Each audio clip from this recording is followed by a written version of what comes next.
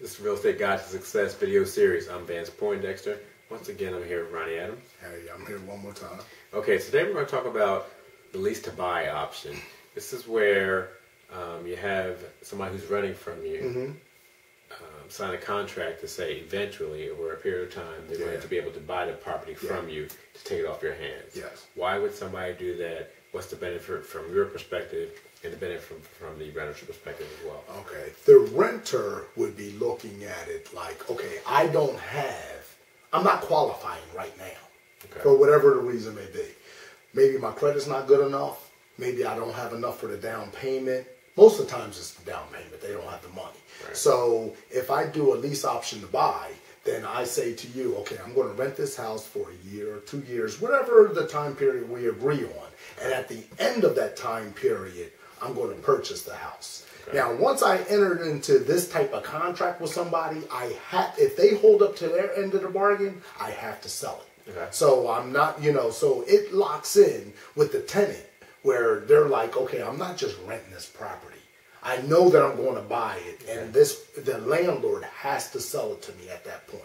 Can they get out? Can the renter get out of it? I mean, if the renter were to get out of it, then you're going to, like, if you were to rent a property, then you have a security deposit, a month and a half. But generally, on a lease option to buy, you can put down double that amount, if not triple.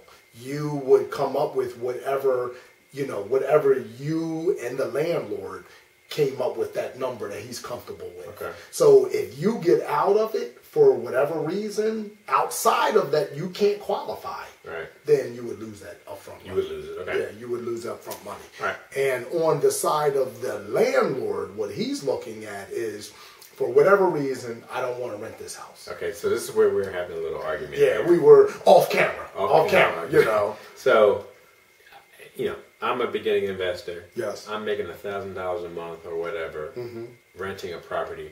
Why in the world would I ever want to lease and then sell a property to somebody when I'm making that kind of profit? I don't understand this whole premise behind lease to buy. Yeah, this is true. I'm making money. I'm feeling good. All right, here's the thing, too, that we have to remember. If we are renting a property, and let's say, unless I don't have a mortgage on there, that $1,000 a month on the rent that I'm charging is being offsetted by a mortgage and some other things too. So I may not actually walk away with the $1,000 unless we are saying that I'm making $1,000. I don't think it matters if it's $1,000 or if it's $800 a month. Or it might be $300 though. Well, okay. Okay. All right. So let's say it's $500. So you're not making as much as you want. We're not making exactly. Okay. But the person says, for the person who is making a constant $3,000, $5,000, whatever it is, if he's making that constantly, then he may say, I'm not going to stop renting this. I'm going to rent it forever. Right. I don't have a problem with that. That's where I'm coming from. Yeah. So that person may really be like, I'm never going to do this. I don't want to sell it. Okay. But at some point, there's going to be a person out there that says, I just don't want to be a landlord.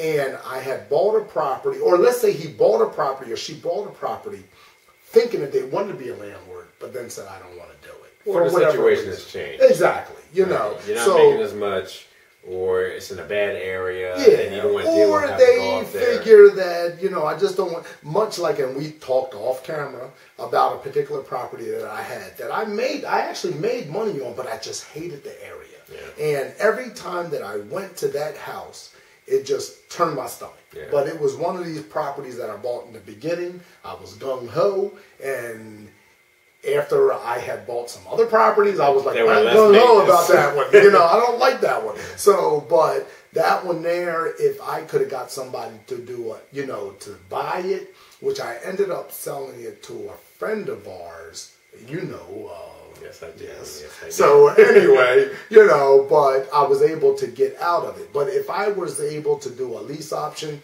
then where it was, I know the person would not qualify. Okay. So this is just a technique that we're giving our viewers that, if you have a property that that you have a willing person to purchase, but that person is not ready to purchase. Yeah. So I can do a lease option to buy, gives me time to get that person credit worthy, and where they at that point will be buyer worthy you know, so I can sell that property at that time. So I get it a little bit more. So I understand why the real estate investor would want to sell it now. I understand clearly why the renter would want to buy it. Yeah. Who takes care of that transaction? Is that the lawyer that sets up the contract? How does that actually happen? Well, actually, even if you were to, you know, you can, just like your leases, you can go anywhere and get a lease. Okay. You can go anywhere and get a document for a lease option to buy. So you can go to, there's nothing special. Okay. So if it's something that here's the whole thing.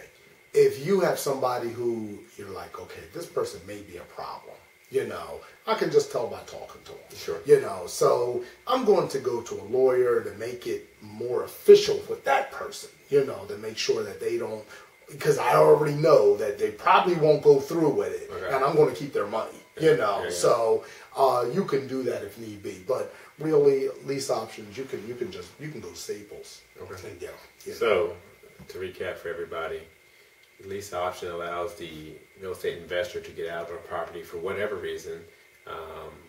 It could be you don't want to go to that area, you're not making as much money as you thought you would, for whatever reason.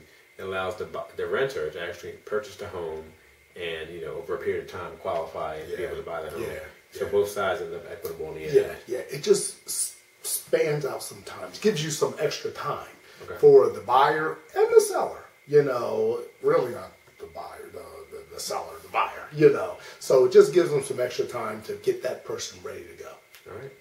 Lease to buy option. Thanks, Ronnie. All right.